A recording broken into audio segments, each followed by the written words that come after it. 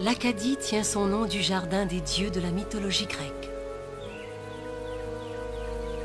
C'est ici que sont les plus belles terres d'Amérique. Si fertiles qu'il n'y eut jamais parmi les Acadiens d'épidémies de scorbut, de typhus ou de choléra.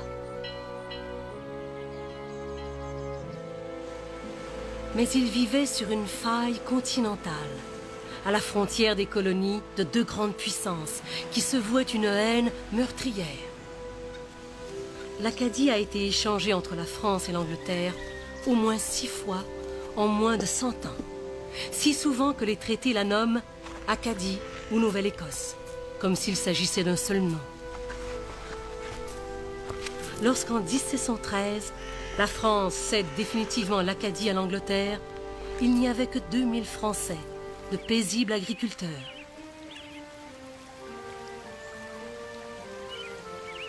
On leur accorde 1 an pour déménager.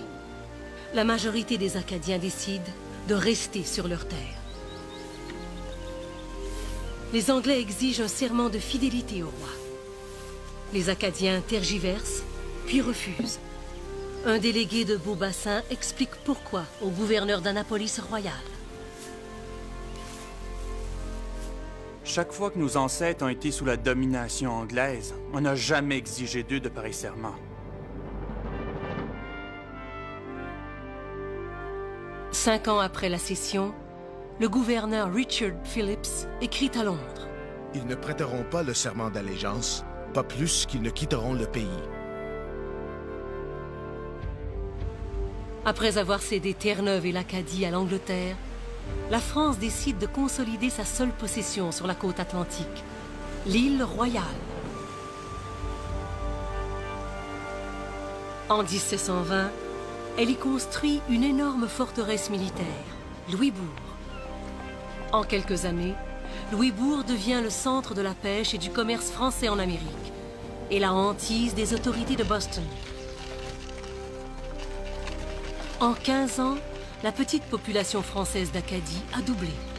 Ils sont maintenant 4000. Leur fidélité à la couronne anglaise est maintenant devenue essentielle. Phillips décide d'obtenir le serment tant exigé. Il leur promet qu'ils seront dispensés de porter les armes. Phillips n'en dira pas un mot à ses supérieurs à Londres et cette promesse ne fait pas partie du serment. Je promets et jure sincèrement en foi de chrétien. L'astuce de Phillips réussit. Le notaire, Alexandre Bourg-Bellumeur, était témoin. Sa Majesté le roi Georges II. Nous certifions que son Excellence le Seigneur Richard Phillips a promis aux habitants des mines qu'il les exempte du devoir des armes et de la guerre contre les Français et les sauvages, et que les 10 Français se sont engagés et ont promis de ne jamais prendre les armes contre le royaume d'Angleterre.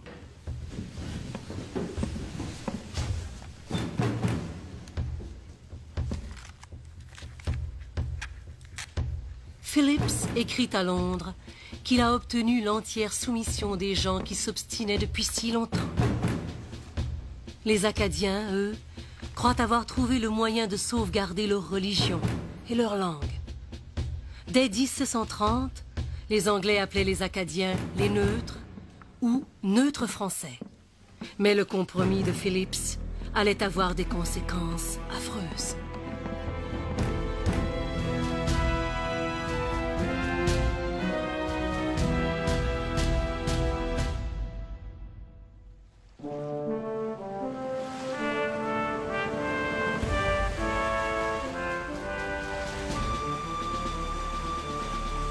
En 1755, un vent de haine souffle sur l'Amérique et l'Acadie est au centre de la tourmente.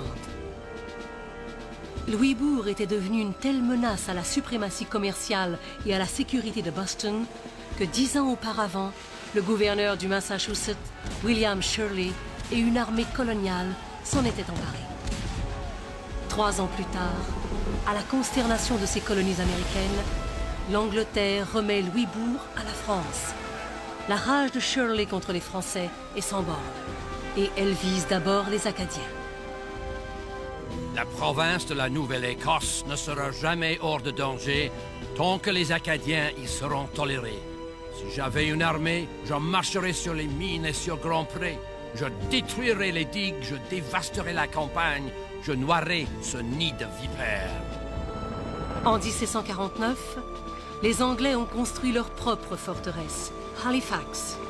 Les Français incitaient les Indiens Micmac à harceler les Anglais. Le conflit est inévitable. À l'été de 1755, le correspondant du New York Gazette écrit d'Halifax. Nous formons le noble et grand projet de sortir les neutres français de cette province, car ils ont toujours été secrètement nos ennemis. Si nous réussissons à les expulser, ce serait une des plus grandes choses que les Anglais auront accomplies en Amérique. Car, selon tous, cette partie du pays qu'ils possèdent compte parmi les plus belles terres du monde.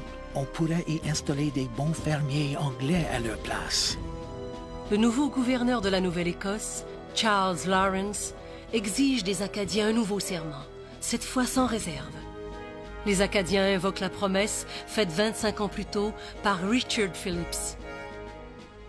Nos pères, ayant prêté pour eux-mêmes et pour nous un serment de fidélité qui a été approuvé plusieurs fois au nom du roi, nous ne commettrons jamais l'inconstance de prêter un serment qui change tant soit peu les conditions et privilèges qui nous ont été accordés par nos pères et nos souverains dans le passé.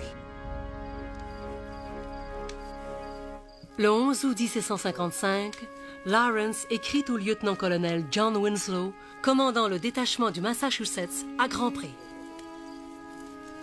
Vous devrez avoir recours aux moyens les plus sûrs pour rassembler les habitants et les embarquer. Et vous servir de la ruse ou de la force, selon les circonstances.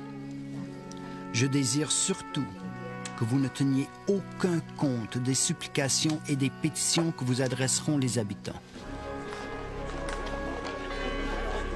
J'ordonne à tous les habitants, y compris les vieillards, les jeunes gens, ainsi que ceux âgés de 10 ans, de se réunir à l'église de Grand Pré le vendredi 5 courant à 3 heures de l'après-midi.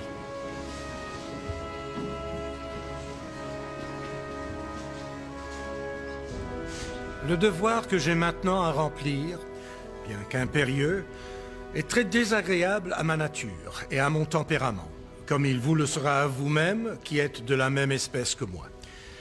Vos terres et vos maisons, votre bétail et vos troupeaux sont confisqués, avec tous vos autres effets, excepté votre argent et vos objets de ménage, et que vous allez être vous-même transportés hors de cette province. Non!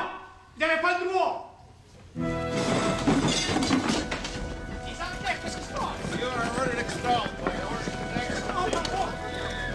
L'Acadie était britannique depuis 42 ans. Presque tous ces gens étaient nés sujets britanniques.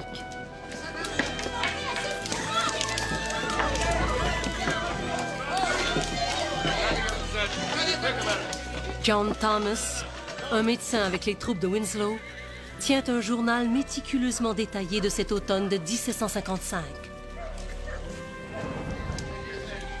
2 septembre, temps agréable.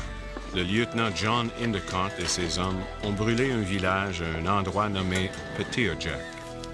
18 septembre, tempête de vent, beaucoup de pluie et de neige. Le major Pribble et ses hommes de retour, ayant brûlé 200 maisons et granges.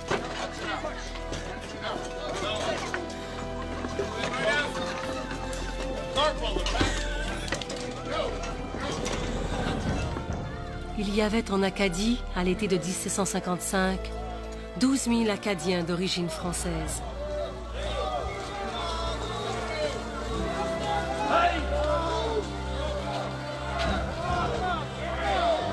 Cette année-là, 7 000 ont été expatriés.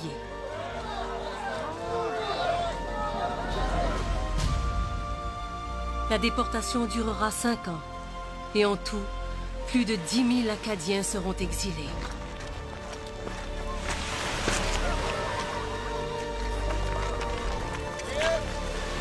On a commencé à embarquer les habitants. Les femmes très affligées portaient leurs nouveau-nés dans leurs bras et d'autres traînaient dans des charrettes leurs parents infirmes et leurs effets. En somme, ce fut une scène où la confusion se mêlait au désespoir et à la désolation.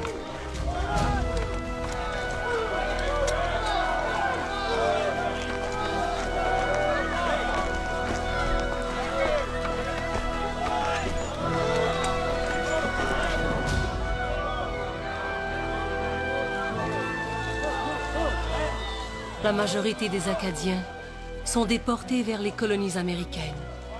On n'en veut pas.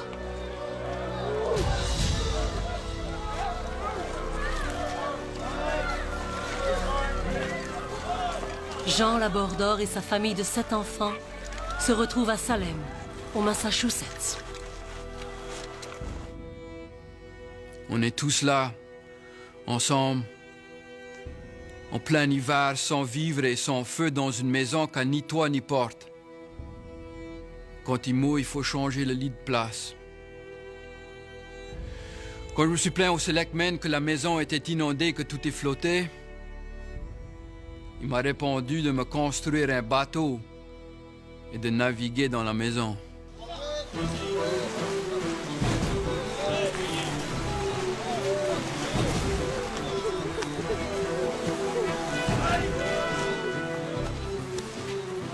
Un tiers des Acadiens vont mourir de typhoïde, petite vérole ou fièvre jaune.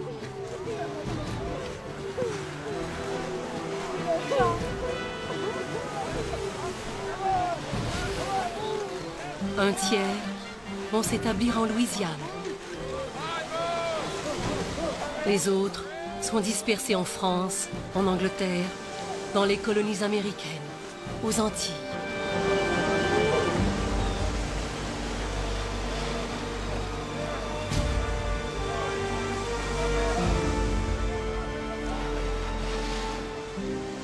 Lorsque la déportation cessera, il ne restera en Acadie que 165 familles françaises, moins de 1000 personnes.